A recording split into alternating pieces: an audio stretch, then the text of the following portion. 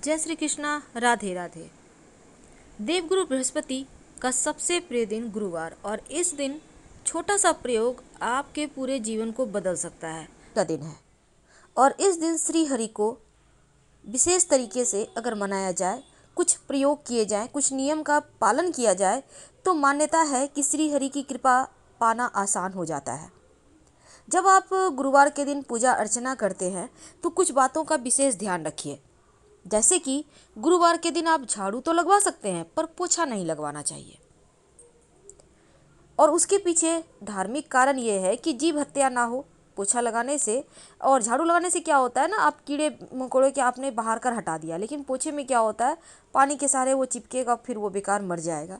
तो दोषों से मुक्ति पाने के लिए अब मान लेते हैं बहुत इमरजेंसी है, या फिर आप भूल गए थे पोछा लगा दिए, तब एक बर्तन में पानी ले लें, उसमें एक चुटकी हल्दी डाल दें और पूरे घर में छिड़काव करें और मुख्य दरवाजे पर भी छिड़क दें। दोषों से मुक्ति मिल जाएगी।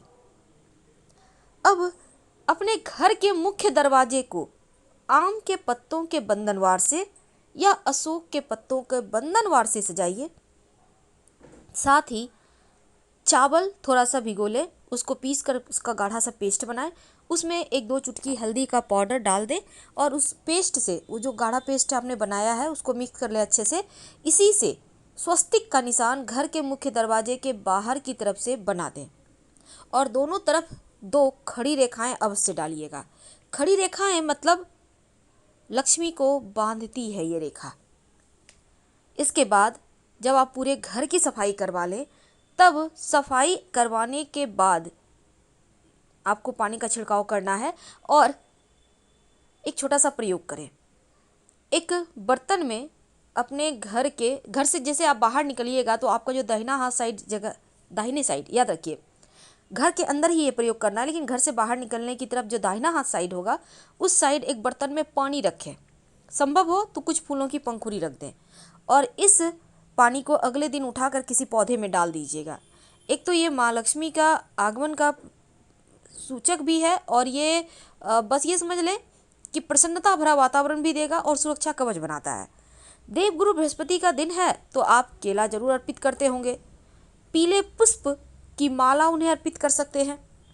माँ लक्ष्मी को अगर एक बेलपत्र भी नियमित रूप से अर्पित करें, वैसे श्रीहरि को भी बेलपत्र अर्पित किया जाता है, तो धन की कमी कभी नहीं होती। पंचामृत का प्रसाद बनवा सके तो सर्वोत्तम होगा, नहीं बनवा सके तो कोई बात नहीं। देवगुरु बृहस्पति की पूजा में बहुत सारे विधान हैं, लेकिन एक बात याद रखिए कि भूल कर भी केला मत खाइएगा, क्योंकि केला आप नहीं खा सकते। केला खाने से दोष लगता है। गुरुवार के दिन आपका गुरु कमजोर हो जाता है। संभव हो तो केसर या फिर चंदन या फिर हल्दी का तिलक भगवान को लगाएं और आपकी उंगली पर जो लगा रह गया उसी से खुद भी तिलक करें, और आप चाहे तो एक प्लेट में लेकर पूरे घर के लोगों को तिलक कर सकते हैं। सबका गुरु बेहतर होगा, धन यश मान सम्मान सुख बढ़ता चला जाएगा।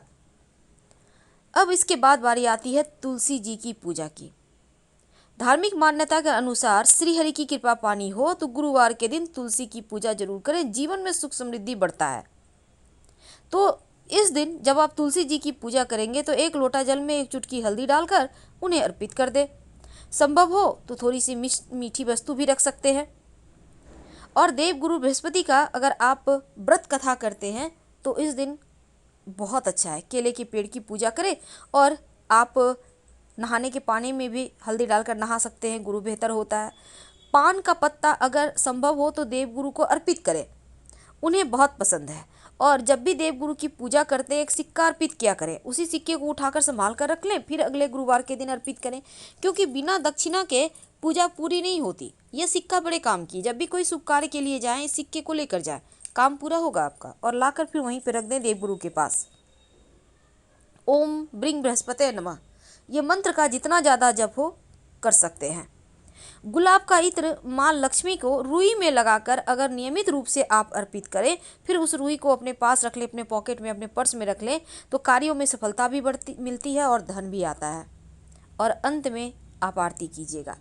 लेकिन एक खास प्रयोग देखिए, देवगुरु बृहस्पति को वैसे तो चावल अर्पित नहीं किए जाते, लेकिन किए भी जाते हैं।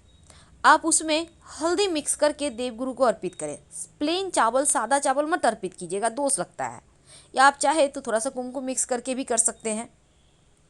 गुरुवार के दिन अगर आप कलश स्थापित करते हैं तो क्या करेंगे, कलश में एक सिक्का, एक सुपारी डाल दीजिएगा, उसमें पंच पल्लव रखिएगा और उस कलश के गले में मौली धागा बांध दीजिएगा और इस जो आपने पंच पल्लव रखा उसके ऊपर एक सेब या एक केला या फिर एक नारियल जो भी आपके पास है रख दें और फिर पूजा करें। देवगुरु बृहस्पति की पूजा में आप लड्डू का भी भोग लगा सकते हैं और गुड़ और चने का भी भोग लगा सकते हैं। वैसे गुड़ चने का भोग आप केले के वृक्ष में भी अर्पित कर सकते हैं। गुरु संबंधी हर दोष समाप्त हो जाता है और जब धन की मुश्किलें जीवन में ज़्यादा परेशान करे तब एक छोटा सा प्रयोग कीजिएगा।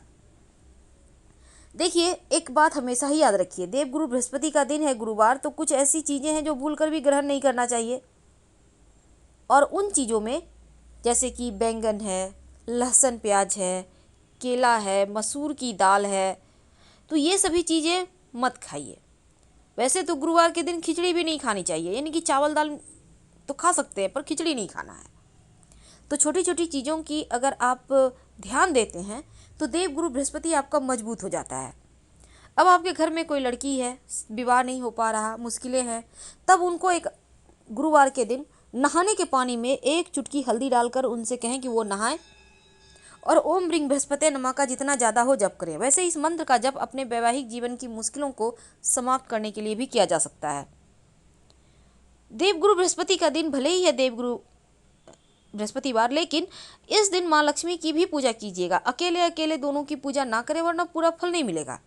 बहुत लोग सिर्फ देवगुरु बृहस्पतिवार का कथा करते हैं, बृहस्पति देव का कथा करके उनकी पूजा कर लेते हैं, लक्ष्मी जी को भूल जाते हैं। ऐसा मत कीजिए क्योंकि दोनों एक दूसरे के बिना अधूरे हैं। और अगर जीवन में ज़्यादा धन की मुश्किल हो तो पीपल के पेड़ में एक लोटा जल अर्पित कर दें और भगवान से, माँ लक्ष्मी से प्रार्थना करें कि आप हमारे साथ घर चलिए हमारे।